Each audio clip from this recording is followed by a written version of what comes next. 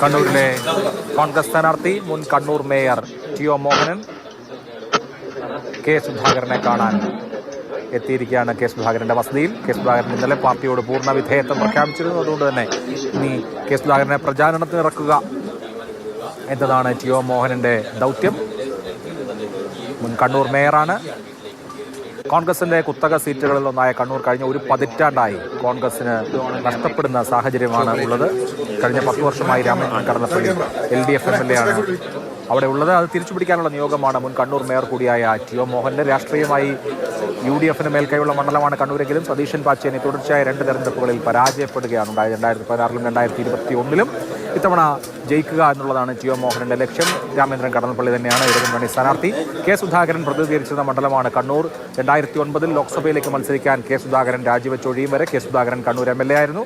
തുടർന്നുള്ള നടന്ന ഉപതെരഞ്ഞെടുപ്പിൽ AP അബ്ദുള്ളക്കുട്ടി കോൺഗ്രസ് ടിക്കറ്റിൽ നിയമസഭയിലേക്ക് എത്തി. തുടർന്ന് നടന്ന നിയമസഭാ തെരഞ്ഞെടുപ്പിലും അബ്ദുള്ളക്കുട്ടി കണ്ണൂരിനെ പ്രതിനിധീകരിച്ചു. തുടർന്ന് 2016-ൽ നടന്ന തെരഞ്ഞെടുപ്പിലാണ് കോൺഗ്രസിന് അവിടെ പരാജയമുണ്ടാകുന്നത്. 2016-ൽ 2021-ലും തോറ്റു. 2026-ൽ വിജയിക്കുക എന്നുള്ളതാണ് കണ്ണൂരിനെ സംബന്ധിച്ച കോൺഗ്രസിന്റെ ദൗത്യം. മുൻ കണ്ണൂർ MLA-യും ഇപ്പോഴത്തെ കണ്ണൂർ MP-യും മുൻ KPCC പ്രസിഡന്റുമായ കെ സുധാകരന്റെ റോൾ ഈ മണ്ഡലം തിരിച്ചുപിടിക്കുന്നതിൽ നിർണായകമാണ് എന്ന് കോൺഗ്രസ് കരുതുന്നുണ്ട്. എന്തായാലും കണ്ണൂരിലെ വീട്ടിൽ ടി.ഒ. മോഹൻ എത്തിയിരിക്കുകയാണ്. സാരംഗുണ്ട് വിവരങ്ങളുമായി. സാരംഗ്, കെ സുധാകരനെ പ്രചാരണത്തിന് ഇറക്കുക എന്നുള്ളത് കൂടിയാണ് ടി.ഒ. മോഹനന്റെ ലക്ഷ്യം.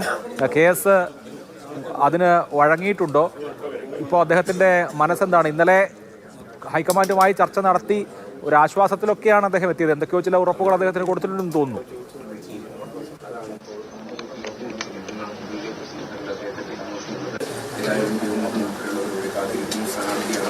അത് അഭിലാഷത്തെ കണ്ണൂരിലെ കോൺഗ്രസിനെ സംബന്ധിച്ചൊരു മഞ്ഞുരുകളിലേക്ക് കാര്യങ്ങൾ മാറുന്നു എന്ന് തന്നെയാണ് ഏറ്റവും പ്രധാനപ്പെട്ട കാര്യം. കാരണം കെ സുധാകരന്റെ പിന്തുണ ഉണ്ടെങ്കിൽ മാത്രമേ കണ്ണൂർ പോലൊരു ഇപ്പോൾ കൃത്യമായ രാഷ്ട്രീയ പോരാട്ടം നടക്കുന്ന മണ്ഡലത്തിനകത്ത് UDFന് തിരിച്ചുവരവ് ഉണ്ടാവുകയുള്ളൂ എന്നുള്ള ഒരു യാഥാർത്ഥ്യം ഇപ്പോൾ സ്ഥാനാർത്ഥി അടക്കം മനസ്സിലാക്കുന്നു. അതിന്റെ ഭാഗമായി തന്നെയാണ് ഇപ്പോൾ ടി.ഒ. മോഹൻ നേരിട്ട് കെ സുധാകരന്റെ നടാലിലുള്ള വീട്ടിലെത്തി അദ്ദേഹത്തിന്റെ പിന്തുണ തേടുന്നത്. അതോടൊപ്പം തന്നെ അദ്ദേഹത്തെ കൂടി പ്രചരണത്തിന് ഇറക്കുക എന്നുള്ളൊരു കാര്യം കൂടിയുണ്ട്. അതോടൊപ്പം തന്നെ കെ സുധാകരന്റെ അനുയായികളെ കൂടെ ചേർത്ത് നിർത്തുക, UDFന് ഒരു വലിയ വിജയം ഉണ്ടാക്കുക എന്നുള്ള ഒരു രീതിയിലേക്ക് അത്തരത്തിലുള്ള നിർദ്ദേശമാണ് എന്തായാലും കോൺഗ്രസിന്റെ മേൽഘടകങ്ങളിൽ നിന്ന് ടി.ഒ. മോഹൻ അടക്കമുള്ള സ്ഥാനാർത്ഥിക്കും പിന്നീട്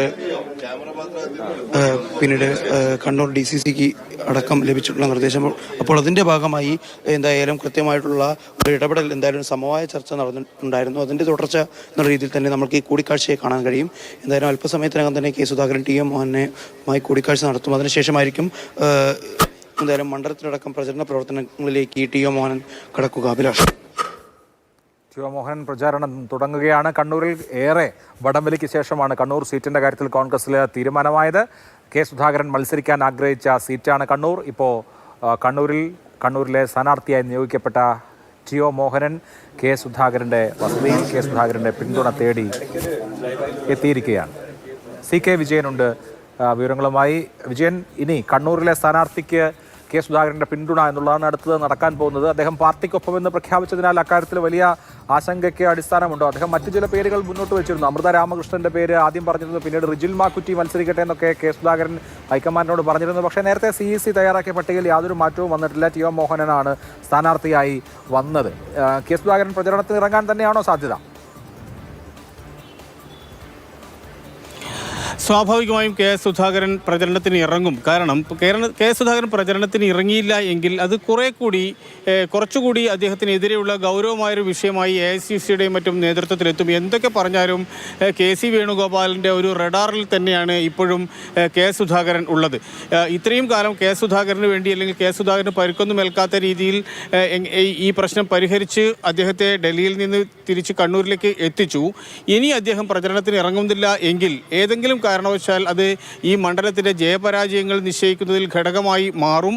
അങ്ങനെ മാറിയാൽ അതിൻ്റെ കുറ്റം കൂടി AICCയും KC വേണുഗോപാൽ ഉൾപ്പെടുന്ന സംഘം കെ സുധാകരൻ്റെ തലയിൽ കെട്ടിവെക്കും. സ്വാഭാവികമായും അത് തുടർന്ന് അങ്ങോട്ടുള്ള ഇതിന് ശേഷവും അങ്ങോട്ടുള്ള അദ്ദേഹത്തിൻ്റെ രാഷ്ട്രീയ ഭാവി എന്ന് പറയുന്നില്ല, രാഷ്ട്രീയ പ്രവർത്തനത്തെ അത് സാരമായി ബാധിക്കുകയും ചെയ്യും. അതുകൊണ്ട് ഇതൊരു 2 ഭാഗവും മൂർച്ചയുള്ള ഒരു ആയുധം പോലെയാണ് ഇപ്പോൾ കെ സുധാകരൻ്റെ മുന്നിൽ ഈ പ്രശ്നം നിലനിൽക്കുന്നത്.